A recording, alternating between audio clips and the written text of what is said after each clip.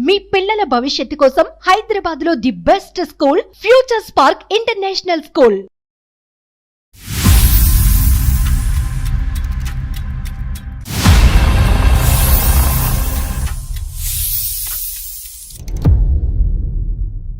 అందమైన జీవితం కార్యక్రమానికి స్వాగతం. నమస్తే కళ్యాణ్ చక్రవర్తి. నమస్తే జయ గారు. ఒకసారి నేను కాల్ చేస్తానండి. యూజువల్ గా ఇలాంటి సినారియోస్ లో కంప్లైంటెంట్ అంటాం కదండి. ఆ. కంప్లైంటెంట్ సహజంగా అత్తగారు ఎప్పుడు ప్లే చేయరు ఆ పాత్ర. ఉమ్, అయితే భార్య గాని భర్త గాని వాళ్ళిద్దరికి సంబంధించి ఇంకా పెద్ద వయసు ఉంటే వాళ్ళ పిల్లలు గాని వస్తారు గాని అవునండి. అత్తగారి పాత్ర చాలా. హలో అమ్మా, కమలమ్మ గారండి? అవునమ్మా, ఎవరమ్మా? అమ్మా నమస్తే అమ్మా, నేను జయాని అందమైన జీవితం ప్రోగ్రామ్ నుంచి కాల్ చేస్తూ ఉన్నాను. అమ్మా కళ్యాణ్ చక్రవర్తి గారు ఉన్నారు? నమస్తే కమలం గారు. నమస్తే సార్. అంత పెద్ద ఈమెయిల్ రాశారు, మీరే కొట్టారా టైపు, లేదంటే ఎవరి చేతన కొట్టించారా? లేదు సార్, నాకు చదువు లేదు. ఆ, అంటే మా పక్కన ఇంకా వేరే వాళ్ళు ఉంటారు, వాళ్ళ చేత పంపించాను నేను. ఎందుకంటే ఒక కుటుంబం దూరం అయిపోతున్నారు వాళ్ళిద్దరు ఇలాగా అని నేను విని నాకు బాధ అనిపించి, బయట వాళ్ళు కాదు సార్, నా కొడుకు కోడలు సార్ వాళ్ళు. అయ్యా. వాళ్ళకి పెళ్ళై ఈ మధ్యనే ఒక 7-8 ఏళ్ళ బాబు ఉన్నాడు సార్, అంతే. చెప్పండి అమ్మా. నా కొడుకు కోడలు విడిపోవాలని చూస్తున్నారు. అయ్యో. అయ్యో. అది నా చెవులారా విన్నాను నేను. నా కొడుకు జీవితం ఏమైపోతుంది, నా మనోడు ఉన్నాడు చిన్న బాబు, ఆ అయ్యో. పిల్ల ఎందుకు అలా చేస్తుందో నాకు అర్థం కావటం లేదు. అంటే పిల్ల చేయటమా కొడుకు కూడా చేయటం అంటారా? లేదు, నా కొడుకు వల్ల ఏ తప్పు లేదు సార్, నిజంగా చెప్తున్నాను. తప్పు అంటూ ఉంటే ఆ పిల్ల వల్లే ఉంది. ఏంటమ్మా అసలు సమస్య ఏంటి? ఆ పిల్లకి డబ్బు సమస్య, ఇంకేమీ లేదు. నా కొడుకు తెల్లవారు 9 గంటలకు వెళ్ళి రాత్రి 9 గంటలకు వస్తాడు, కష్టపడుతున్నాడు, డబ్బు సంపాదిస్తున్నాడు. అది చాలదంట ఆవిడకి, ఇంకా కట్టలు కావాలి, డబ్బులు కావాలి. డబ్బు డబ్బు డబ్బు డబ్బు డబ్బు. ఏం చేసుకుంటదో? ఏం చేసుకుంటారు సార్, డబ్బుతోనే పుట్టాము మనం కాదు కదా. వాడు కష్టపడి తెస్తున్నాడు ఆ డబ్బుతో. అది కాదు సార్, ఒక మాట, ఒక పెళ్ళయి కొడుకున్న అమ్మాయి రాత్రి 1 గంట 2 వరకు వేరే వాళ్ళతో మాట్లాడుతుంటే ఎలా ఉంటది సార్?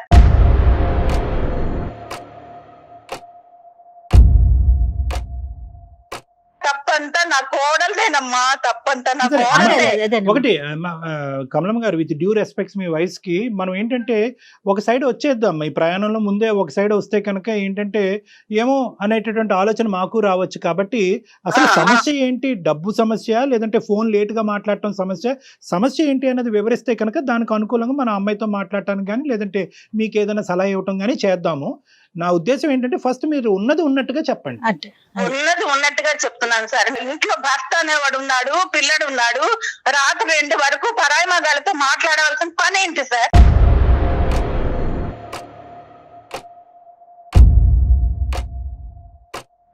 ఏం చేస్తుంటాడు అబ్బాయి? ఏం చేస్తాడు మీ బాబు? ఏం చేస్తాడు?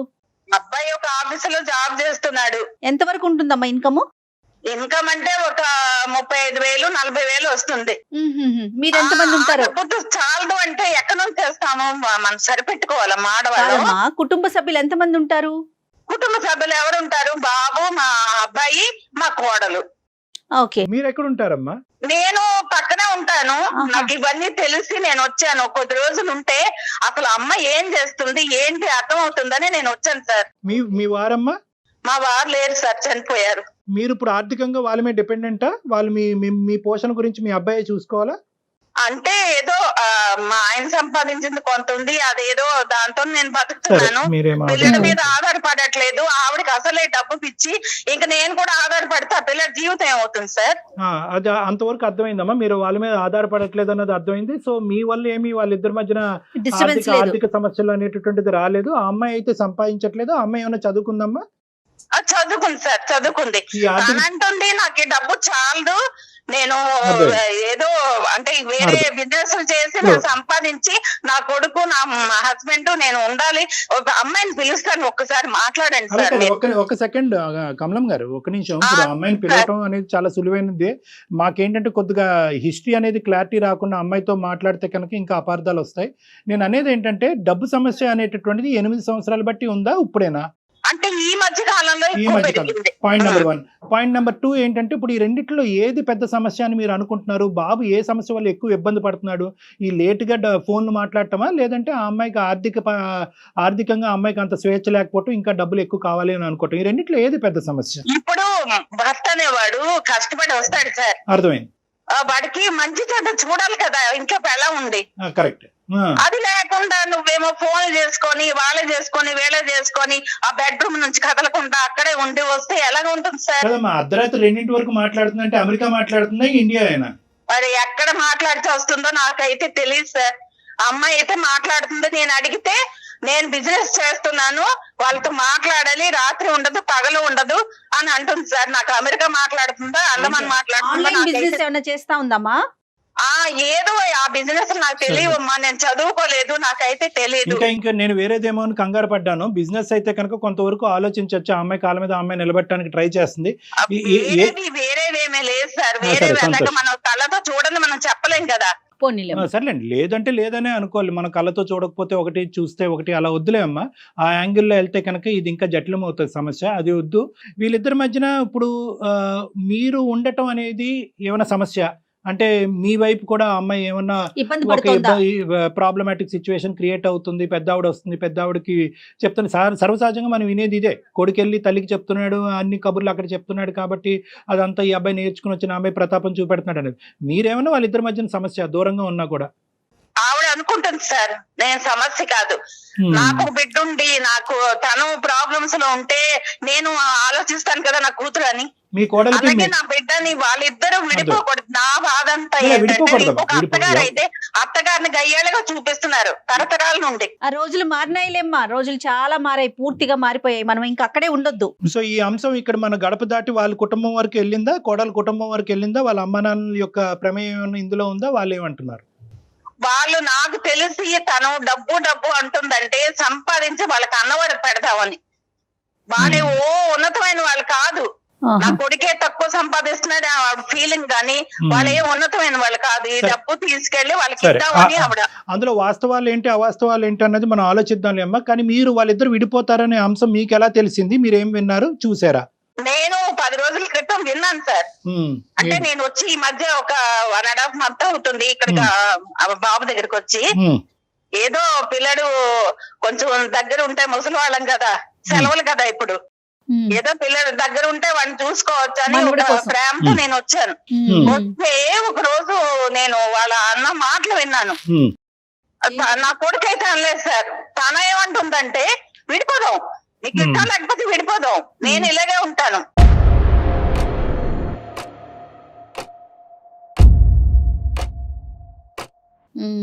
మనం సంపాదించాలి, మేడలు మిద్దెలు కట్టాలి, కార్లు కొనాలి, ఆ బయట నా ఫ్రెండ్స్ దగ్గర ఉన్నతంగా ఉండాలని ఆవిడ కోరుకుంటుంది. నా బాధ అంతా ఏంటంటే నా కొడుకు చాలా అమాయకుడు సార్. కమలం గారు మీ కోడల గురించి 2 మంచి మాటలు చెప్పండి అమ్మా. నేను మంచిదే అని చెప్తున్నాను సార్. మంచిదే కానీ తనకి డబ్బు పిచ్చి సంపాదించాలి, సంపాదించేసి కన్నోడికంతా దోచి పెట్టేయాలి. అది మనం ఎలా చెప్తామమ్మా? అప్పుడే మీరు ఒక ఫైనల్ కి రాకండి. మంచిదే అన్నారు కానీ మంచితనంలో ఏంటన్నా చెప్పలేదు, మళ్ళీ డబ్బుకి వచ్చేసారు మీరు. 2 మంచి మాటలు చెప్పండి, 2 మంచి మాటలు. అంటే నేను ఆలోచించే విధానంలో ఆవిడ తప్పు చేయలేదు. రైట్, ఒక తప్పు అయితే చేయలేదు. ఇంకా బిడ్డను చూసుకోవటం, బాధ్యతాయుతంగా ఒక గృహిణిగా ఉండటం, ఇలాంటి అంశాలు అయితే కనుక బానే ఉన్నాయిగా. కొన్ని మంచి మాట్లాడుకుందాం. ఇప్పుడు ఈ సంపాదనలో పడి పిల్లోని పట్టించుకోలేదు. తర్వాత నా కొడుకు ఏం తింటున్నాడో, వాడే టేబుల్ దగ్గరికి వెళ్తున్నాడు, అన్నం పెట్టుకుంటున్నాడు, తింటున్నాడు. అమ్మ మీరు వచ్చి 1.5 నెలలు అవుతుందా ఇక్కడికి? అవును సార్. అవునమ్మా, అవును మేడం. ఆ అమ్మాయికి ఏదో ఫోన్ ఇస్తానన్నారు, ఒక్కసారి ఆ అమ్మాయికి చిన్న హింట్ ఇచ్చి దయచేసి మేము ఇలా మాట్లాడుతున్నట్టుగా చెప్పి ఇవ్వండి. ఆ అమ్మాయికి ఇచ్చే ముందు ఇంకేమన్నా అంశాలు ఉన్నాయా కీలకమైనవి? మరి అమ్మాయితో మాట్లాడితే మీకు తెలుస్తుంది. నేను ముసలిదాన్ని, నేనేం చెప్తాను. ఇవ్వండి మహి ఇలా రామ్మా, రా. అయ్యో నేను అరవట్లేదు, అయ్యో లైన్ లో ఉన్నారు, రా ఇలాగా. ఇదిగో డాక్టర్ గారు మాట్లాడతారు, మాట్లాడు. నీకు ఆ నోరు పడేసుకోవడమే. అయ్యో గట్టిగా మాట్లాడే తల్లి, డాక్టర్ గారు లైన్ లో. అయ్యో సరే తర్వాత ఉండు గాని నేను నా మాటకు విలువ ఇచ్చి ఒక్కసారి డాక్టర్ గారితో మాట్లాడా. ఇలా ఇవ్వండి. హలో మై నమస్తే అమ్మా, నేను డాక్టర్ కళ్యాణ్ చక్రవర్తి, సుమన్ టీవీ అందమైన జీవితం నుంచి. చెప్పండి ఏంటండి? ఇవిడ పద్దాకి ఎవరికొరికి ఫోన్ చేయిస్తుంటారు, ఇలా అరిపిస్తుంటారు, మాట్లాడిస్తుంటారు, నా గురించి ఏదో చెప్పేస్తూ ఉంటారు. మీరేంటో చెప్పండి. ఎందుకు ఫోన్ చేస్తారు ఇవిడ? మీరు చేశారా? మేము మీ క్లాస్ పీకటానికి అయితే ఫోన్ చేయలేదమ్మా. ఆవిడ మాకు ఈమెయిల్ ఒకటి పంపించారు. ఆ ఈమెయిల్లో ఏంటంటే కొద్దిగా కుదురుపడి మాట్లాడుతున్నాను వినండి అమ్మా. ఆవిడ మీకు చెప్పపెట్టకుండా ఇలా ఈమెయిల్ పంపించి మా చేత ఫోన్ చేయించుకుని మీకు డైరెక్ట్గా షాక్ ఇవ్వటం అనేది తప్పే కాదనట్లేదు. కానీ పెద్ద ఆవిడకి తోచింది, ఆవిడ చేసింది మిమ్మల్ని ఇద్దరిని కలపాలనేటటువంటి ప్రయత్నంలో. కలిపే ఆవిడైతే ఇలా నన్ను ఎందుకు బయట పెడుతుంటది? పద్దాక ఏం కలుపుతుంది? కలిపే ఆవిడైతే ఈవిడ వచ్చాక ఇలా అయిపోయిందండి. ఈవిడ కొడుకు ఏదో చెప్పడం, కొడుకు ఏదో అరవడం, ఈవిడ చేయడం వల్లే పరిస్థితి మీద ఒక్కసారి వచ్చాడా చేంజ్ చేసుకున్నాడా? ఎందుకంటే చేసుకోవాల్సిన అవసరం లేదండి. ఇప్పుడు విడాకుల వరకు వచ్చింది కదా. కమలం గారు మీరు ఒక 2 నిమిషాలు ఆగాలి. మీరు ఒక 2 నిమిషాలు ఆగాలి. ఎందుకంటే మీ బాధ మీరు చెప్పారు, ఎక్కడ సమస్య వస్తుందో చెప్తున్నారు, ఒక మంచి ఉద్దేశంతో మాకు ఫోన్ చేశారు. ఒక్క నిమిషం లేలే, మీరు ఇప్పుడు పంచాయతీ పెట్టుకునే దాని గురించి కాదమ్మా. ఇలా అయితే ఒక 20 గంటలు మనం మాట్లాడుకున్నాం. మీ కోడల గురించి ఒక 2 మాటలు చెప్పారు, వాళ్ళిద్దరూ మీరు వినకూడదు విన్నారు కాబట్టి బాధపడ్డారు. వాళ్ళిద్దరిని కలిపేటటువంటి ప్రయత్నం చేయాలంటే కొద్దిగా మీరు పేషెంట్ గా ఉండాలి. మీ వయసుకు మేము అందరం గౌరవం ఇస్తున్నాం. ఆ అమ్మాయి ఏదో వేదంతో తను చెప్తుంది, కొంత కోపంగా మాట్లాడినా కూడా తన బాధ తను చెప్పుకోనివ్వండి, ఒక అవకాశం. చెప్పమ్మా అమ్మ మహేశ్వరి, చెప్పమ్మా. మీ అత్తగారిని మిమ్మల్ని కలపాలనే ప్రయత్నంతోనే మాకు పంపించారమ్మా. దాని వెనకాతలు ఏదో దురుద్దేశం లేదు, మా చేత నీకు క్లాస్ పీకించాలనే ఆలోచన కూడా ఆవిడకి లేదు. ఒకప్పటికి ఆవిడకి ఆలోచన ఉన్నా కూడా ఈ వేదిక ఒక ముఖ్య ఉద్దేశం అయితే మాత్రం అది కాదు. ఇక్కడ వరకు తన వల్లే వచ్చామండి, తను చేయడం వల్లే వచ్చామండి. అసలు ఇలాంటి డెసిషన్ తీసుకోవడానికి కారణం తనేనండి. ఏంటమ్మా రీజన్ ఏంటి? లెగరు అంటానండి. లెగరు అంటే నైట్ అంతా స్టాక్ మార్కెట్ బిజినెస్ చేస్తూ నైట్ అంతా ఫోన్ కాల్స్ మాట్లాడుతూ బిజీగా ఉంటూ ఫ్రెండ్స్ తో మాట్లాడొద్దు అంటారండి. ఫ్రెండ్స్ తో మాట్లాడొద్దు అంటే నైట్ టైమ్ లో నేను మెలకుగా ఉంటానని ఫోన్స్ చేస్తారండి. ఫోన్లు మాట్లాడడంలో తప్పేముంది?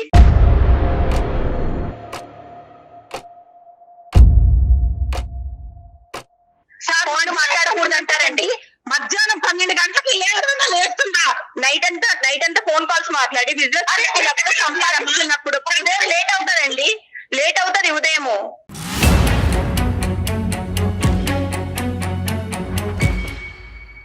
లెగడం లేట్ అవుతుంది. నైట్ అంతా వర్కౌట్ చేసినప్పుడు ఉదయం లేవడం లేట్ గానే అవుతుందండి. నేను ఇలాగే ఉంటాను, నేను ఇలాగే లెగుస్తానండి. నా పద్ధతి ఇలాగే ఉంటది. అలాగే నీ ఇష్టం చేసుకో.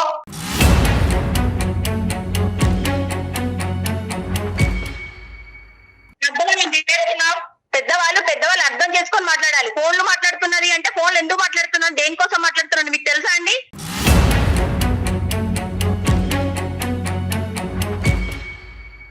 అది కనుక్కోవటం గురించే నీకు ఫోన్ ఇమ్మన్నాము, నీ వర్జన్ ఏంటో చెప్పమన్నాము. అదే అండి డాక్టర్ గారు, నేను నైట్ అంతా బిజినెస్ గురించి కాల్స్ మాట్లాడతాను, ఫ్రెండ్స్ కాల్స్ చేస్తారు, మాట్లాడతాను. అది మాట్లాడొద్దు అంటారు, తప్పంటారు. తను పూర్వకాలం మనుషులుగా మాట్లాడతారు. ఇప్పుడు అలా ఎలా అవుతుందండి? సంపాదిస్తాము, పని వాళ్ళని పెట్టుకుంటాము, పని చేసుకుంటాము. మేము పని వాళ్ళని పెట్టుకుని పని చేయించుకుంటామండి.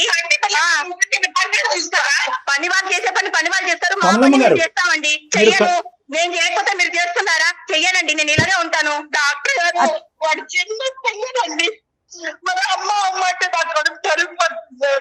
అవునండి, సంపాదించాలి కదా. బిజినెస్ అన్నప్పుడు సంపాదించుకోకపోతే ఎలా ఉంటామండి? సంపాదించుకోవాలి కదా. సరిపోదు కాబట్టి మేము కూడా కష్టపడుతున్నాము. మీ అబ్బాయి బోర్డు సంపాదన సరిపోకే మేము కష్టపడుతున్నాము.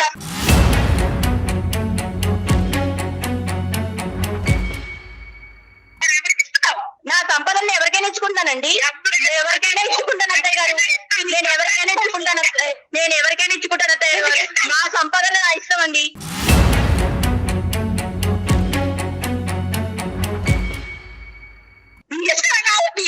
నా సంపాదన నేను సంపాదిస్తున్నాను. నేను నా బాబు ఖర్చు పెట్టుకుంటాను, మా ఆయన ఖర్చు పెట్టుకుంటాను. కుదిరితే మీకు పెడతాను. నేను ఇలాగే ఉంటాను.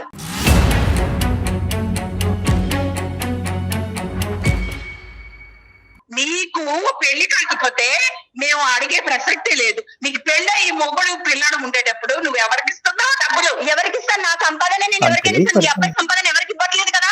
మహి ఒక మాట చెప్తాను వింటావా? మీరిద్దరిని విడదీసే అంత నీచుపడే వాళ్ళని కాదు.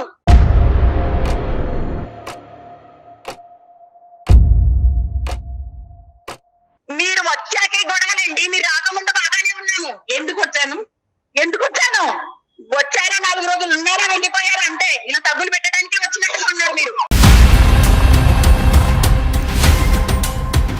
అమ్మ నేను మీకు నమస్కరించి చెప్పేది ఏంటంటే ఈరోజు ఆ అమ్మాయి తన భావాన్ని పూర్తిగా వ్యక్తపరచకుండా మేము ఎటువంటి కంక్లూజన్కి సొల్యూషన్కి రాలేము.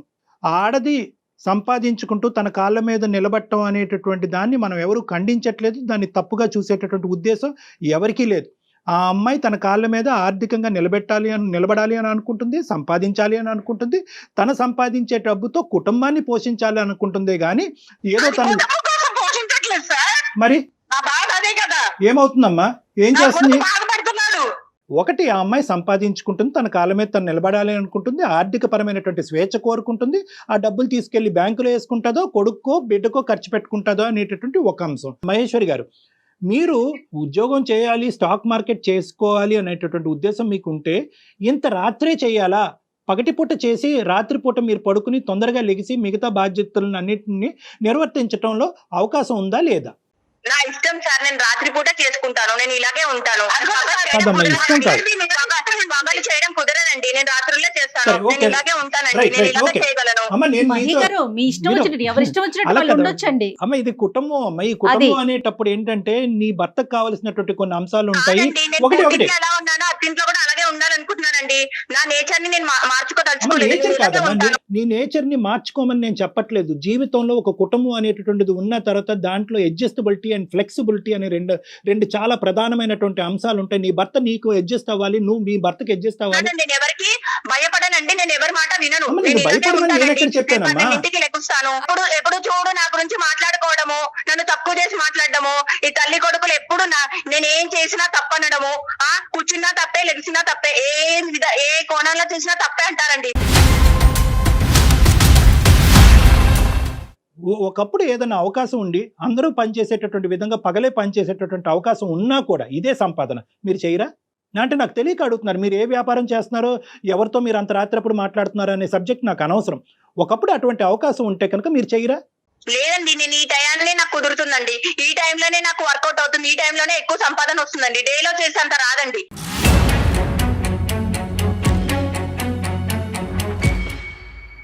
మీరు ఇలా చేయటం వల్ల మీ భర్త గారు కానీ మీ బిడ్డ కానీ ఇబ్బంది పడుతున్నారో లేదో అనేటటువంటి విశ్లేషణ. బాబు కోసమే కదండి కష్టపడుతుంది, నేను కూడా నైట్ అవుట్ లో నా నిద్ర మానుకొని కష్టపడుతుంది, వాళ్ళ కోసమే కదండి, కుటుంబం కోసమే కదండి. 4 సంవత్సరాలు బాబు, నీ భర్త 8 సంవత్సరాల క్రితం పెళ్ళైనటువంటి మీ భర్త, వీళ్ళు ఇబ్బంది పడుతున్నారా లేదా? కదా మీరు చెప్పారు కదా, పెట్టి తగ్గు పెట్టి కూర్చున్నారు కదా, ఏం చెప్పాను, ఎవరికి ఎంతమందికి సమాధానం చెప్పాను నేను?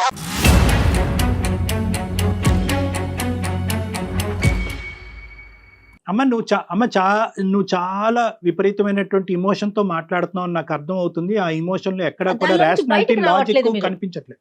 మొండిగా వాదిద్దాం అంటే ఇంకో 10 గంటల పాటు మొండిగా వాదిద్దాం అమ్మ. దీనివల్ల నీతో ఇలా మొండిగా వాదన వల్ల నీ కుటుంబానికి ఉపయోగం లేదు, మాకు ఉపయోగం లేదు, ఎవరికి మనశ్శాంతి లేదు. నేను ఒకటే చెప్తున్నాను, నిజంగా ఖచ్చితంగా నేను ఆ టైంలోనే పనిచేస్తాను, నేను అలాగే ఉంటానంటే అలాగే ఉండు, కాదనట్లేదు. బట్ ఫ్యామిలీకి సంబంధించినటువంటి వ్యవహారాలు, కుటుంబం యొక్క సంతోషం కూడా చాలా ఇంపార్టెంట్. అందరూ ఇప్పుడు చాలా మంది షిఫ్ట్ డ్యూటీలు చేస్తున్నారు, అర్ధరాత్రి అనక అపరాత్రి కష్టపడుతున్నారు. కానీ దాని వెనక అతను కుటుంబం యొక్క సంతోషం, ప్రోత్సాహం ఈ రెండు చాలా ఇంపార్టెంట్. ఈ కుటుంబం యొక్క సంతోషం, ప్రోత్సాహం నెగ్లెక్ట్ అవుతే కనుక నువ్వు ఎన్ని కోట్లు సంపాదించినా కూడా అది బూడిద పాలేనమ్మా. విడాకుల వరకు వచ్చింది ఇప్పుడు పరిస్థితి. కాదు మహేశ్వరి, ఆవిడ వచ్చి అంటే నెల రోజులు అవుతుంది మీ దగ్గరకు వచ్చి. ఈ నెల రోజుల్లోనే మీ ఇద్దరి మధ్య ఉన్న సఖ్యత పోయింది, 8 ఏళ్ల వివాహ బంధం పోయింది, మీ మధ్యనున్న కొడుకు పోయాడు, విడాకుల దాకా వెళ్ళిపోయారు. అనేది ఏంటంటే వీళ్ళు ఈ పరిస్థితిలో ఉన్నారు, ఇది రిస్క్ లో ఉంది మ్యారేజ్ అని చెప్పి వచ్చాను అంటున్నారు. డివోర్స్ విడిపోయే పరిస్థితికి వచ్చింది అని చెప్పి మీరు ఫిక్స్ అవుతే కనుక నేను ఏం చేయలేను. కానీ ఇక్కడ విడిపోవటానికి ఎటువంటి కారణాలు లేవు. ఇది only about adjustment. Divorce, separation వరకు అక్కర్లేదు. ఇది ఓన్లీ అడ్జస్ట్మెంట్. వీళ్ళతో నేను పడలేనండి, నేను వీళ్ళతో ఉండలేనండి.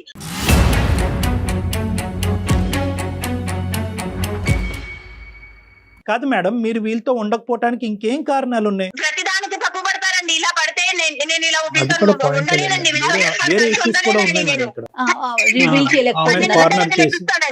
సో ఓన్లీ ఇప్పుడు నువ్వు ఇలా లేట్ నైట్ ఉద్యోగం చేసుకోవటం, ఈ సంపాదన మీద పట్టడం అనే ఒక్క అంశం కాకుండా వీళ్ళిద్దరూ కూడా నిన్ను కార్నర్ చేసి రకరకాల నిందలు వేసి రకరకాలుగా నిందిస్తుంటారు.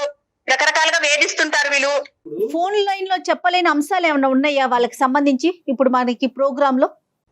ప్రతిదీ తప్పుగా అర్థం చేసుకుంటారండి. ఎవరితో ఫోన్ మాట్లాడినా ఎవరితోనో మాట్లాడింది ఇలా చేస్తుంది అని అంటుంటారండి. అది నాకు కూడా చెప్పారు కాబట్టి ఇలా ఉన్నామండి. ఈ రోజు మనము ఈ ఫోన్ కాల్ లో ఇలా బయటకు వచ్చాము. పెద్ద ఆవిడ వచ్చి ఇక్కడ ఉండవలసినటువంటి దానికి ఉన్న ప్రధానమైనటువంటి కారణం మీరిద్దరు సంతోషంగా ఉండాలి అనేది. దాన్ని మీరు వక్రీకరించి ఇంకో విధంగా చూపెడితే కనుక నేను ఏం చేయలేను. ఆవిడని వెళ్ళిపోమంటే కనుక ఈ ఫోన్ కాల్ పెట్టేసిన తర్వాత ఆవిడకు ఒక ఇల్లు అనేది ఉంది, అక్కడికి వెళ్ళిపోతుంది. సంపాదన ఉండాలి, డబ్బు ఉంటేనే సంతోషం సుఖం, కరెక్ట్, ఇవన్నీ నిజాలే. But not at the cost of loss of happiness of everybody. నేను నెలకు 3 లక్షలు సంపాదిస్తున్నానండి. పగలు చేస్తున్నా ఈయన 30,000 ఎక్కడ, నేను నెలకి నైట్ అవుట్ చేస్తున్నా నాకు 3 లక్షలు ఎక్కడ. వెలకట్టలేనటువంటి సంతోషాన్ని పోగొట్టుకుంటున్నారు మీరు సంపాదించే 3 లక్షల గురించి వెలకట్టలేనటువంటి సంతోషాన్ని, జీవితాన్ని పోగొట్టుకుని ఆఖరికి ఈ కుటుంబం విడిపోయే పరిస్థితి వరకు వచ్చింది. నేను 3 లక్షలు సంపాదిస్తున్నా కాబట్టి మనం ఇలాగ ఉన్నాము.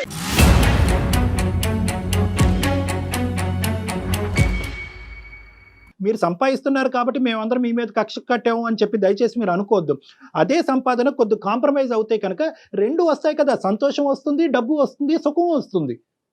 దయచేసి ఒక్కసారి ఆ ఇమోషన్ తీసి పక్కన పెట్టేసి అందరూ నన్ను తొక్కేస్తున్నారు, నా మీద ఎక్కేస్తున్నారు అనేటటువంటి ఆలోచన తీసి పక్కన పెట్టి మీ కుటుంబం గురించి ఆలోచించి ఒక సలహా ఇచ్చేటటువంటి 4 ఉన్నారు అనేటటువంటి ఓపెన్ మైండ్ సెట్ తో ఉండండి. తల్లిగా ఆలోచించండి. నేను ఆలోచించాను.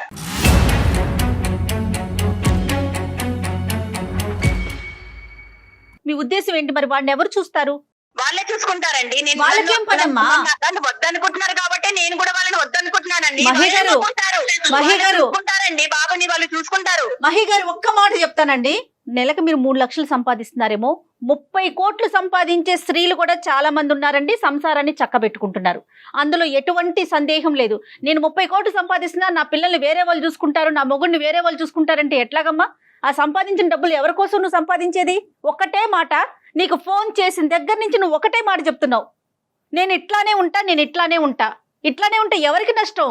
ఆ పెద్ద ఆవిడేమో కలపాలని చూస్తా ఉంటే ఆవిడొద్దంటావు, నీ పిల్లల్ని చూసుకోవాలంటావు. కాల్ మొదలైన దగ్గర నుంచి డాక్టర్ గారు ఎంత కాంప్రమైజ్ చేస్తున్నారమ్మా? నీ వర్షన్ ఏమన్నా మారిందా? ఏంటండి తలనొప్పి? నేను ఇందాకే నిద్ర లేచాను, ఈడేదో కళ్ళేక కాలు కలిపింది, మీరేంది నా బుర్ర తింటున్నారు?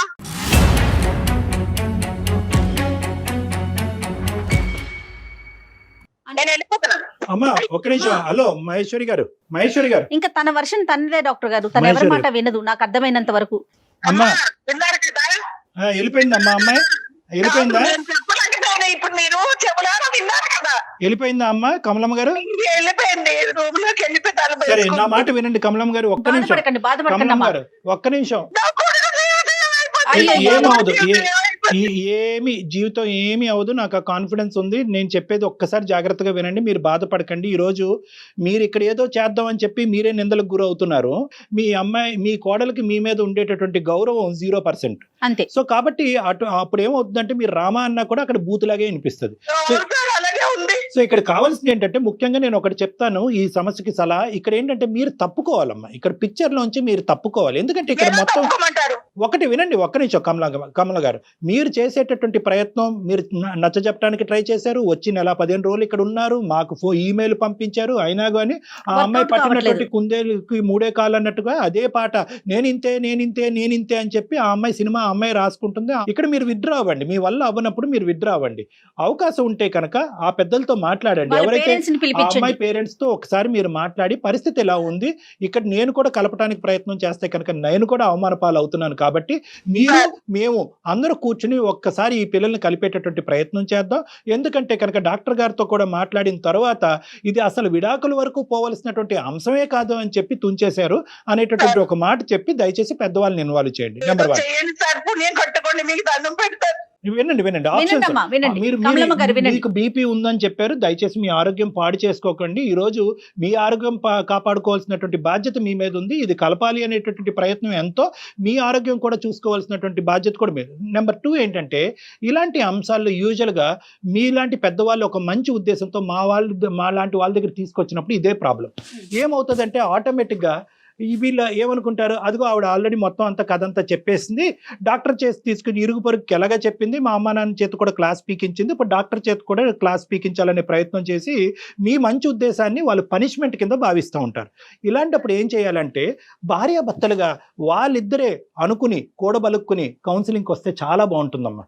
మన ఇద్దరం తేల్చుకోలేకపోతున్నాం, మీ అబ్బాయిని అనమనండి, మన ఇద్దరం తేల్చుకోలేకపోతున్నాం, మన ఇద్దరం మీ అమ్మ నాన్న దగ్గర పోతే వాళ్ళ తరపున వాళ్ళు మాట్లాడుతున్నారు, మా అమ్మ నాన్న దగ్గర పోతే వచ్చి, కాబట్టి మన ఇద్దరం వెళ్ళి ఒక కౌన్సిలింగ్ తీసుకుని ఒక న్యూట్రల్ పర్సన్ ఏం చెప్తాడో చూద్దాం. నా దగ్గరికి అని నేను అనట్లేదు, ఎవరన్నా ఒక థెరపిస్ట్ ఒక న్యూట్రల్ పర్సన్ దగ్గరికి వెళ్ళి, ఒక ఫ్యామిలీ కౌన్సిలర్ దగ్గరికి వెళ్ళి, ఏమండి మా పరిస్థితి ఇలా ఉంది, నేను ఎలా మారాలి, ఈ అమ్మాయి ఎలా మారాలి అనేటటువంటి విధంగా ఈ సజెషన్ మీ అబ్బాయి దగ్గర నుంచి మీ కోడల పిల్లకి ఇచ్చేటటువంటి ప్రయత్నం చేయండి. అది మీరు పాత్ర వహించాలి. ఇప్పుడు మీ అబ్బాయిని ప్రోత్సహించి కౌన్సిలింగ్ కి పంపించండి. ఇప్పుడు ఏంటంటే ఇప్పుడు ఈ ఫోన్ కాల్ పెట్టేసిన తర్వాత మీ కోడలు మీ మీద విరుచుకుపడేటటువంటి అవకాశం ఉంటుంది. మీరు సైలెంట్ గా ఉండడానికి ట్రై చేయండి. మీరు మీ పెట్టి బేడ తీసుకుని ఏవైతే ఉందో మీ అబ్బాయికి చెప్పి ఎటువంటి మనస్తాపానికి గురి అవ్వకుండా మీరు ఇక్కడి నుంచి వెళ్ళి మీరు ఎక్కడైతే ఉంటారో అక్కడ ఉండండి. ఇంకొకటమ్మా, నమస్కారం చేస్తున్నాను, కలిపేటట్టు చూడండి. తప్పకుండా ఆ ప్రయత్నం అయితే మేము చేస్తామమ్మా. నేను అనేది ఏంటంటే మీరు చేసేటటువంటి ప్రయత్నం వల్ల మీరు ఇంకా కుటుంబానికి దూరం అయ్యి మీ మీద అనవసరమైనటువంటి నిందలు పడుతున్నాయి. కాబట్టి మీరు ఇక్కడి నుంచి వెళ్ళటం అంటే మర్యాద పూర్వకంగా ఒక పెద్ద మనసు చేసుకుని, మిమ్మల్ని అక్కడ నెట్టేయట్లేదు కానీ మర్యాద పూర్వకంగా ఒక పెద్ద మనసుతో వాళ్ళ భవిష్యత్తు దృష్ట్యా మీరు వెళ్ళమని నేను బయటకు వెళ్ళమని చెప్తున్నాను. మీ తర్వాత ఏంటంటే మీ అబ్బాయి నంబర్ కూడా మాకు ఇవ్వండి. నేను ప్రత్యేకంగా మీ అబ్బాయికి ఫోన్ చేసి ఇక్కడ జరిగినటువంటి సంభాషణ గురించి చెప్తాను.